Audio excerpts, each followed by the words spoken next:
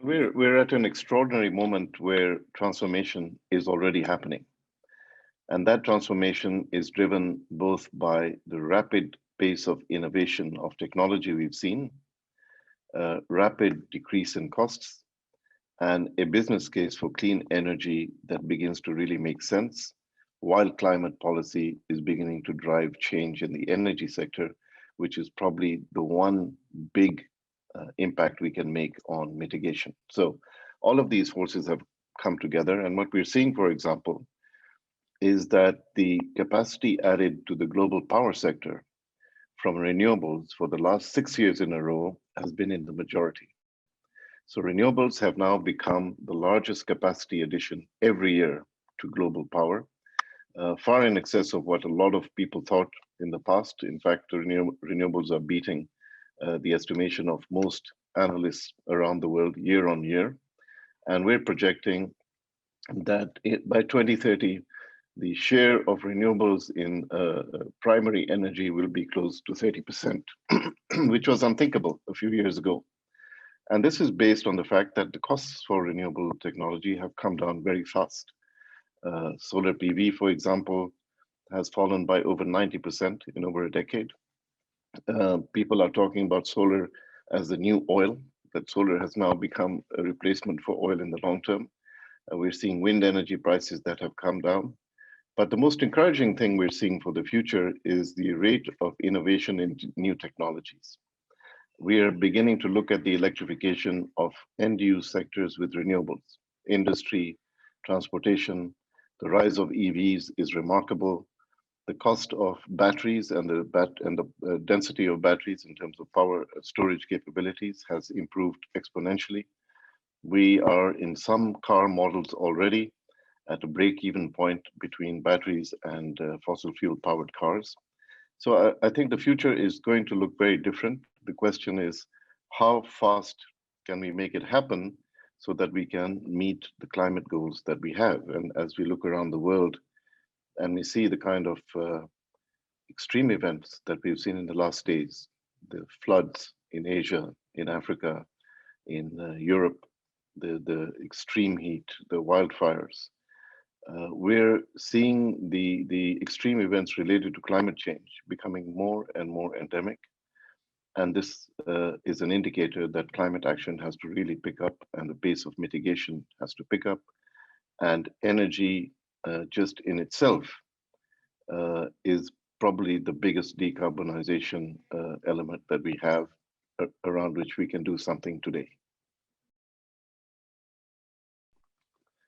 I think we have to start looking at policy very seriously.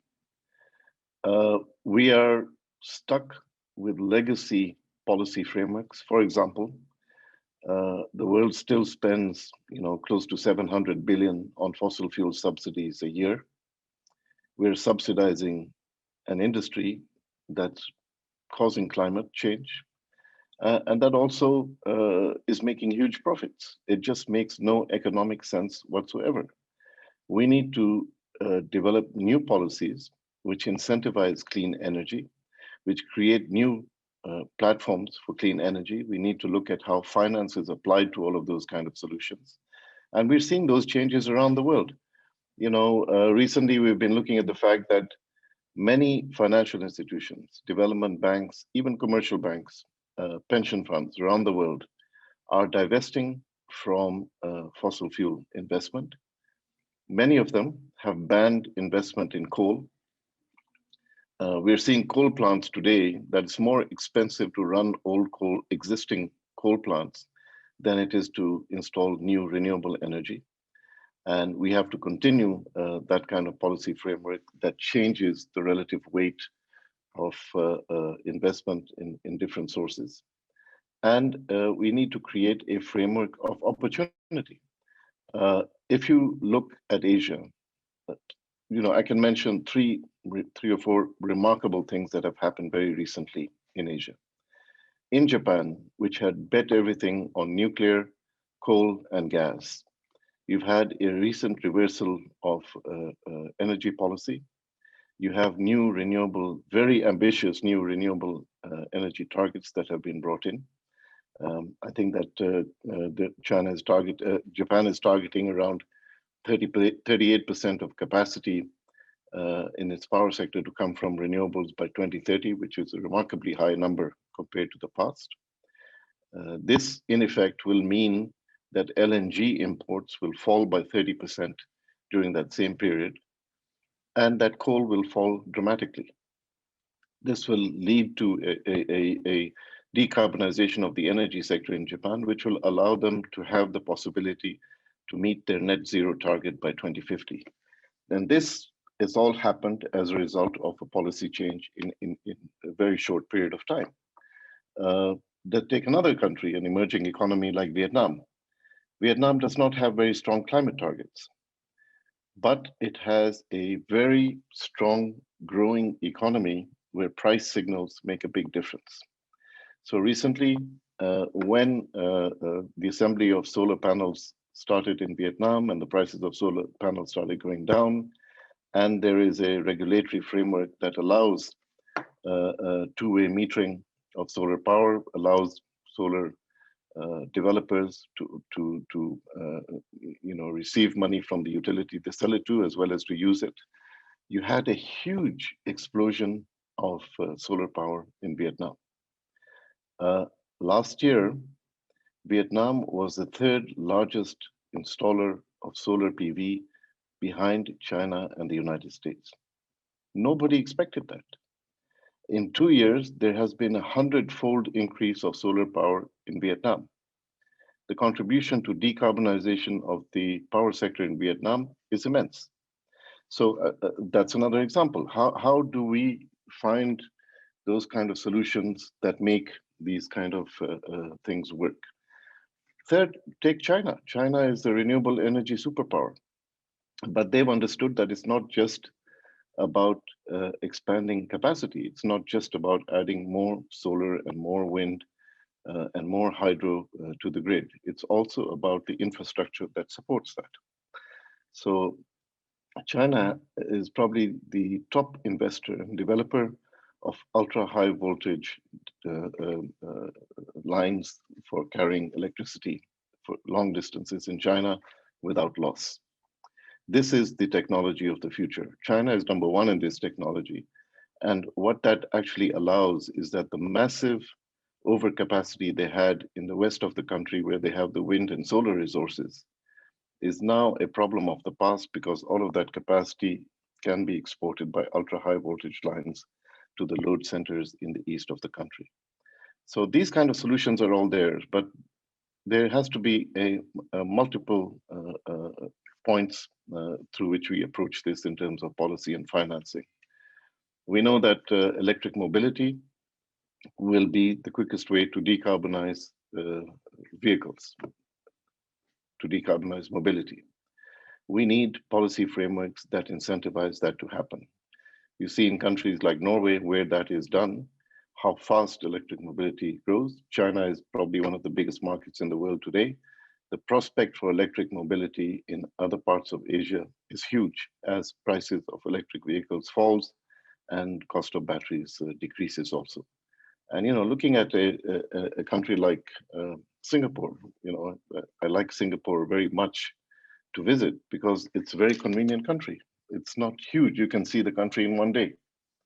You don't need huge gas guzzlers with 500 miles of range to go from point A to point B in Singapore. I don't understand why Singapore is not already fully electrified, although they're making a lot of progress on electric mobility in buses and so on.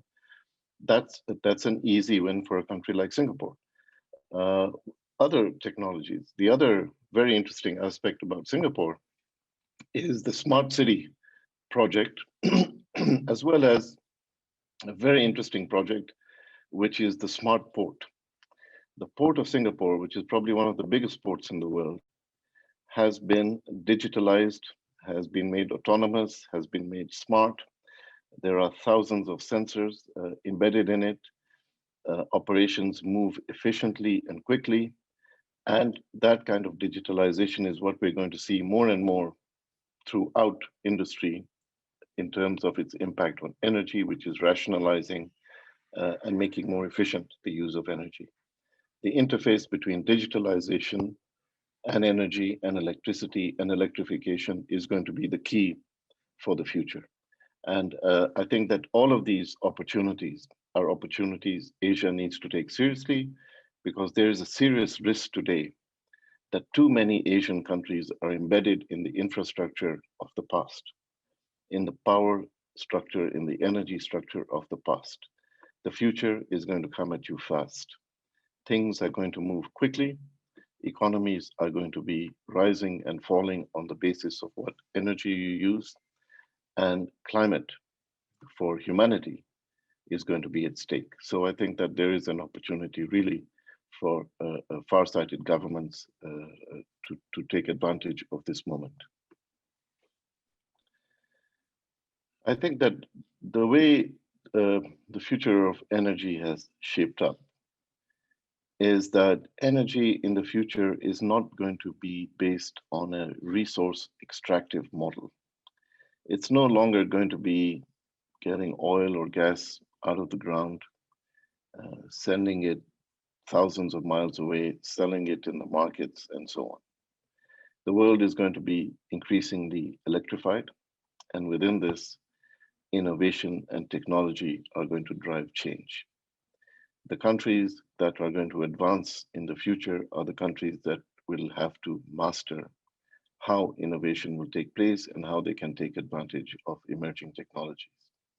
I think since we are facing a world that is threatened by climate change trends today in the extreme sense that we see, the only option we have is for a level of international cooperation to share innovation, to share technology that can allow us to decarbonize as fast as possible as an international community.